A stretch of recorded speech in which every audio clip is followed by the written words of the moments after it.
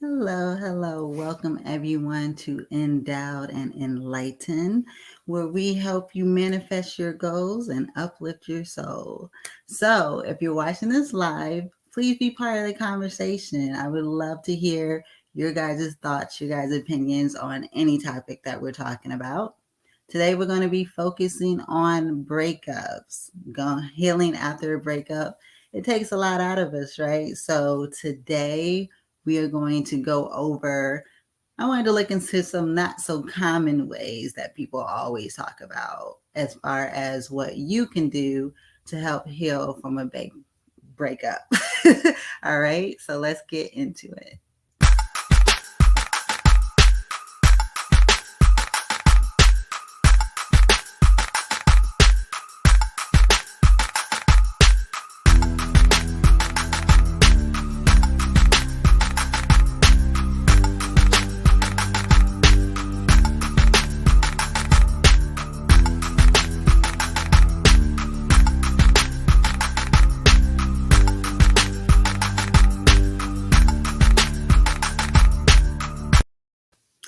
So, this was something that I really wanted to talk about. I feel like since the pandemic, since everything's been going on, they've actually said divorce has been on the rise, right? Like more and more people are getting divorced.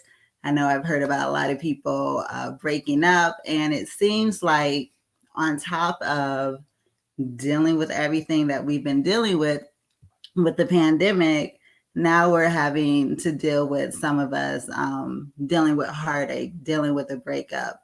So I really wanted to think about things that have helped me get over it and above it. And also things that I've heard from other people and did a little bit more digging and research and actually found some new things and new tips on how to get past a breakup. So we're going to start off with an affirmation for the day. So the affirmation for the day is I am excited about this new beginning that I've created for myself. So that's something to focus on today, especially with a breakup. Look at it in a more positive light, like a new beginning instead of an end of an era. Okay. So let's start with number 5. Change your mentality. And also with this, a lot of times with breakups, it tends to affect our self esteem. So really take this time to build up your self esteem. One of the ways that we can do that is a 21-day cleanse. You know, they say that it takes 21 days to form a habit. So I know for me, I did Dr. Sabi's detox. I did that for 3 months. But on top of that, I also was focusing on cleansing myself mentally and spiritually. And it's so incredible how food affects our mood, how food affects the way we think. So, I mean, not everybody's able to go vegan, but if you could eliminate like the really unhealthy stuff and eliminate the sweets, the candies, the white flour, the sugar is addicting. That's going to be the hardest one. But actually doing that, let me tell you, that first week, it was like I was an addict, like getting off of something. And once you accomplish that first month, you kind of, it brings back up your self-esteem, and it helps kind of, as you're doing this, you're reshaping your mentality on how to handle obstacles, which is something that you're dealing with a breakup. Also, they always say make sure that you're exercising because that helps with depression. And one thing I wanted to add to that is maybe find an accountability partner, find somebody that will hold you to task, or maybe they're also going through something that can exercise with you, do the detox with you, and you guys can check on each other and push each other, because depending on your situation, this could be like a really intense time for you for healing. So it's always good to make sure you have people around you who are going to uplift your spirit. On top of that, motivational books is my shit. Okay. So anybody that knows me knows that like I'm always reading. I've been like that since forever. I know for me, what changed my life first was the Four Agreements by Don Miguel Ruiz. And that totally changed my perspective on how I looked and handled everything. So the Four Agreements was be impeccable with your word. Don't take anything personally. My favorite is don't make assumptions. That's like the main one that gets people fucked out. So anytime like something happens, I always ask for clarification because we always quick to make assumptions and the brain starts turning and it gets out of control. And always do your best. So it's like reading some incredible books, motivational books. If you guys have any books that have really helped change you, perspective on things, please put them down in the comments. I would love to know. Books that have uplifted you, definitely share those right now. Also, there's a book by Mark Manson. It's talking about the subtle art of not giving a fuck. And that book really helped me to not care so much about, what people are saying, what people are thinking, and really focus on me, because the problem with people pleasing, especially when you're in a relationship, is a lot of times we sacrifice a lot of things that we normally wouldn't settle for, and we tolerate things that we normally wouldn't do in order to keep the relationship or stay in the relationship. And it's kind of like we have to, after a breakup, literally rebuild ourselves, right? So yeah, that is a lot. So we have my sis on here. Hey, Danny. Danny's here. She says, don't sweat the small stuff. I know that was a book that our dad forced on us a lot, was Don't Sweat the Small Stuff. And yeah, I don't remember that author either. If any of you guys know the author, type it in the comments. Let me know. Because I don't even think I read it, actually, even though our dad forced it on us. So that might be something I want to try out. All right, so on to the next one. Number 4, chase your dreams. A lot of times when we are so involved with someone, we put a lot of our wants and our desires to the side, right? I know people who, before a relationship, they're talking all this big stuff about dreams, visions that they've had, and then they get in a relationship and it just becomes about that person.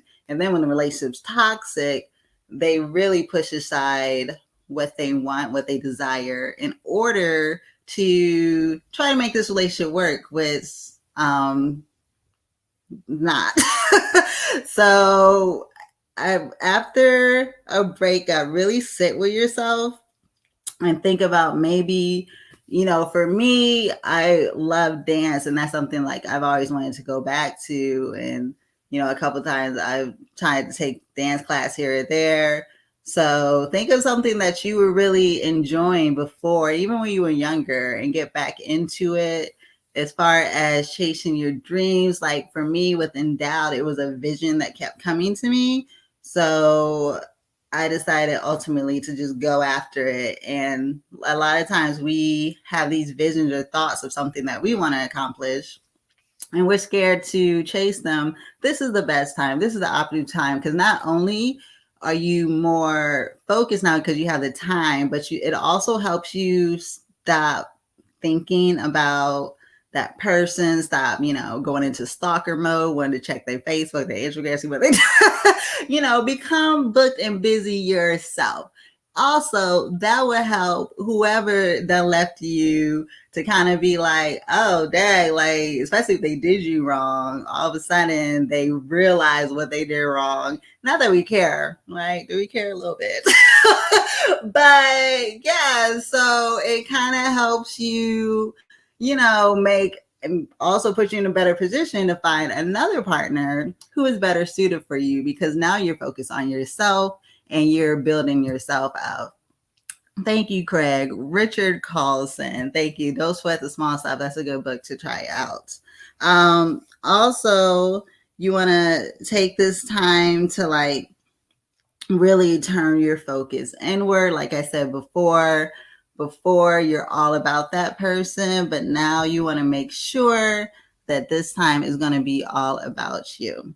So going into the next one is going to be surround yourself with affirmations. So this is very important. And then we're affirmation based company. This is the place to come, right? So come here. We're going to have our daily affirmations for you. Also, try to find mantras. I know a couple of people who actually write on their mirrors. I have my vision board literally on my wall right now. So that's also something you can do. Make a vision board, focus on your goals. When you see me advertise for my vision board workshop this year, make sure you sign up. And, just constantly surround yourself with words and sentences that build you up. And at first, it's going to seem awkward. I know I was not into this shit, but trust me, it works. It's going to seem weird because you're not comfortable. It's so sad. We're not comfortable with praising ourselves, with building ourselves up. And that's something that we need to get comfortable with, right? So the next one is going to be 2, create a breakup playlist. Let me tell you, I'm all about music. It gets you going, it gets you hype, and it also helps you through those tough times. So I asked a couple of my friends, let me know in the comments, what kind of songs do you guys listen to after you get over a situation? What's helped you be like, fuck like Thank You Next or Ariana Grande is a big one. Irreplaceable Beyonce is a huge one. I Break My Heart, Toni Braxton, and then we got the queen mother of all breakup songs, Mary J. Blige. Let us know in the comments which breakup songs you love. I asked an old school head. He was talking about some Dionne Warwick, Walk On By. It's good. It's good. He was on his age a little bit, but that's a good song. Just create a playlist of all these songs that make you, be like, I'm a bad bitch. Like this, I didn't need to tolerate no shit. I'm on to better shit. And trust me, it will definitely lift your mood, especially if you're going through something at that particular moment.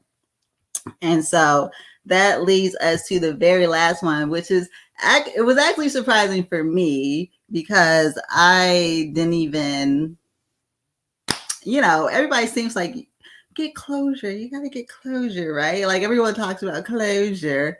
And I was actually surprised to see that we actually don't need closure, especially if the situation was just straight up toxic. So I came across this video that I really wanted to share, that kind of really nailed it for me as far as people that, they're looking to, why, and get answers to questions. And I just want to go over this right quick. It's going to be super quick. Firstly, there's always going to be a grieving process. There's no getting around that. So there's an element to a breakup, which is just acceptance. It just because it hurts, it doesn't mean that it's the wrong thing. Many of us go back to somebody because it hurts when we break up with them, not realizing that the pain is just something we need over. It's part of the grieving process of breaking up with someone. It's not a sign that they were right for us after all, and we need to go back there. Because I feel like when we do lose somebody, closure is something we look for. Why didn't he call? Why didn't he text me back? And the thing that I was talking about, I've been talking about this with my brother recently, I've been talking with Jameson about it, is closure is so overrated. Disinterest is closure. That's it. If someone's not interested in you, that's closure. Yeah, that part right there is something a lot of people need to hear, because it's like after, especially someone's made it clear that they don't want to be with you, or they made it clear, that the situation's over. I think with the closure, have closure with yourself. Sit with yourself and maybe think and reflect over that relationship and think about why were you tolerating shit that you shouldn't have been tolerating? Why it went on for so long? Why, were you becoming a different person? And just really sit in the seat of self and meditate and reflect and get closure from that. Don't get closure from the other person because you're getting their opinion on the situation, which could be helpful. Could be helpful if you were actually the one in the wrong. It would be helpful because there's been times I was the one in the wrong, and I took advice from the person about my behavior and really sort through those kind of feelings and heal and move on and just know that you're on to greater and better things. And I'm all about the law of attraction here, right? And it's like, as far as soulmates, they come and they come through, they come and go, they come and go. As long as you stay open and you stay focused on what you want to attract in your life, it will come to you, promise. I'm telling you, it will come to you, guaranteed.